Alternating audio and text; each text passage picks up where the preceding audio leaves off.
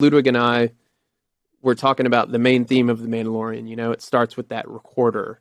When you think of the Mandalorian theme, you kind of, for me at least, I think of that recorder, and we were It's a talking calling, about that. yeah. It's a call, you know. It signals it, yeah. It's just a different, unique signature sound, you know, and we had never heard anything like that until that theme, you know.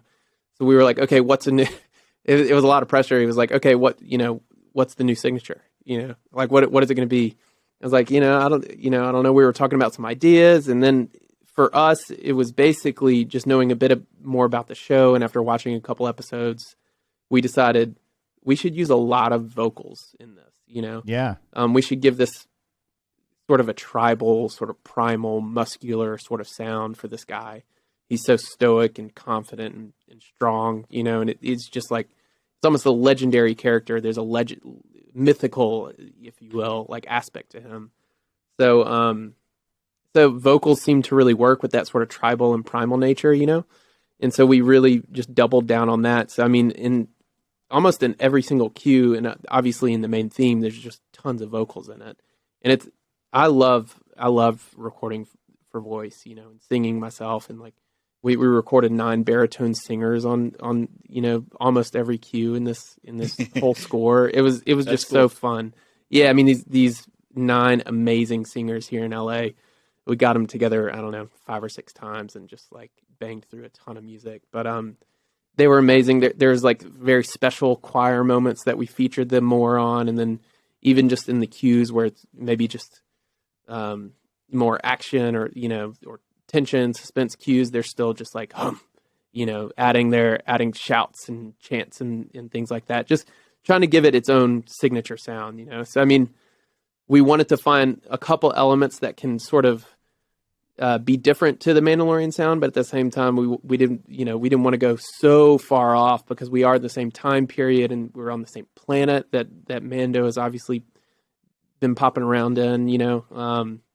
But it cool. All kind of works together, I think. You know, it's in a certain way. The brand, the sound of the show still kind of relates. It feels like a cousin of the Mando. Yeah. Really quick on that subject, is there something specific that you use in Boba Fett that's not in Mandalorian, that's like a unique instrument or something, aside from the voices? Is there something? This is, this is not too distantly far off from like the Mando sound, but like, I mean, the recorder was obviously the signature for the Mandalorian. We used a lot of like didgeridoo and like horn calls for Boba Fett, just to give it that little spice, you know. There's a lot of different styles of percussion in this score too. I mean, they're just from the lead actor, we wanted to sort of like highlight more, you know, sort of Tahitian or like Polynesian type rhythms and sounds of drums that wouldn't really find its way into the Mando sound, you know. I mean, the show itself, Mandalorian and Boba Fett, there are so many different styles that go on. And as the season, I don't know when this podcast will air, but like as the season progresses, like there's just so many different styles of music that come about in the later episodes. So already you can kind of try a lot of different things. You know, any idea is a good idea, or like the best idea wins would be a good way to put it. You know, you can pull off a lot of different styles of music with this type of show. There's a percussive nature to it, which is interesting. Like it's used for an emphasis, like you were saying, but also the harmony of it. You can tinker with that a lot. So that's something that I don't think I've ever seen done before, which, you know, it's like it's kind of odd the first time you hear it. And it's one of those things where I thought back, I was watching the end credits, you know, and it's like with Mandalorian, where the first episode of Mandalorian, and then I think probably every episode after that, you kind of just will watch the end credits because the music is pretty cool. And, you know, I found myself doing the same thing with this one, where it's a really interesting sound. But I remember first time watching the end credits of The Mandalorian and thinking, wow, this is so different. I don't know what I think of this yet. You know, and it took me a few times, and then I'm like, okay, I love this.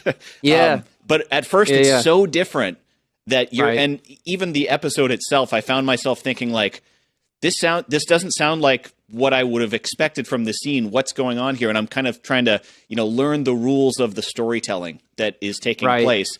And then by, episode 2, episode 3, you start to get it. I think that's something that draws me in more. Yes. When you hear something first, like all good art, if you get it the very first second you listen to it, it doesn't mean as much to you. It doesn't have the same impact. Like I like when you hear a piece of music and you can't figure it out first. Yeah. I think that's just a sign of good art. I mean, all credit to Ludwig on that main theme. It surprised me when I first heard it too.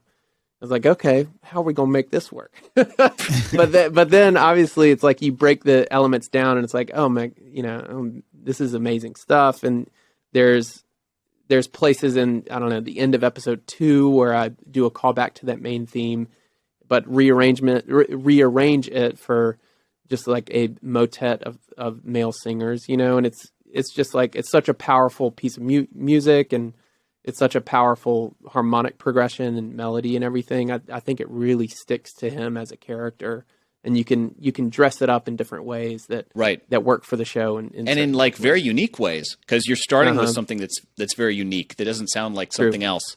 It doesn't sound as much. We all love John Williams, but it doesn't sound like John Williams. This sounds like something else that we have to learn the rules of, and then when you start playing with the rules of that, it's really cool. And obviously, a lot of credit has to go to Robert and Dave and Jon Favreau, because a lot of studio execs would say, "No, this is too different."